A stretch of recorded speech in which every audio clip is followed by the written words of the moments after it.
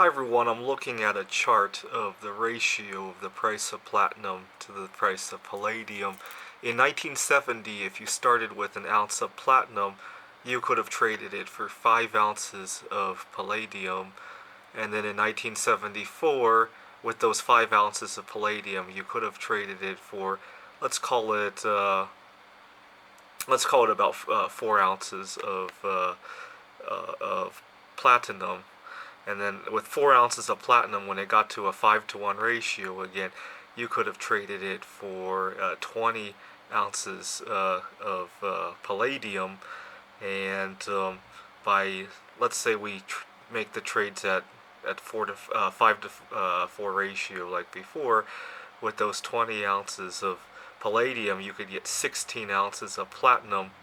So you can see that every 30 or so years, we can multiply our platinum stack by a factor of about 16 with very little risk, right? The ratios have never gone out of whack throughout history, and you're staying invested in either platinum or palladium, right? You're not taking any sort of credit risk or any sort of risk in the financial markets, and as far as history, as far back as history goes, any risk of losing any platinum or palladium, right?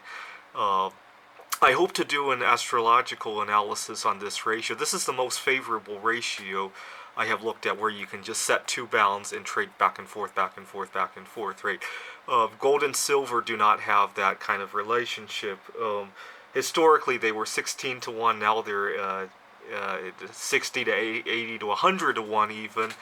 And so, for the most part, if you're going to trade gold and silver ratio, I would be holding silver until I see at least a 20 to 1 ratio, right? There's not enough history to complete a full cycle. And even if there were, it's only a multiply by 5 times in like a few centuries, right? More than a human lifetime that you might gain 5x your holdings, right? This is 16x in 30 years, right? Imagine if you got that kind of a return on some kind of 30-year bond, right? And to have the currency indexed into a currency, right? Into a precious metal, right? This is how good this ratio is. I remember my parents were boasting about how my mom, when she first moved into the United States, they got like a 14 or a 15% interest rate on their savings account, right? This is kind of like that, but your savings account is also indexed in a precious metal in the first place, right? But I hope to do astrology, because platinum and palladium prices go back a lot earlier than 1970. We didn't have a platinum or a palladium standard where the dollar was fixed to platinum or palladium, or the ratios were fixed. So there's a lot more data than there is for gold and silver. A lot more free-floating data, right? The only problem I can think of is that in the early 2000s, a lot of that was caused by the Ford Motor Company trying to stockpile on palladium.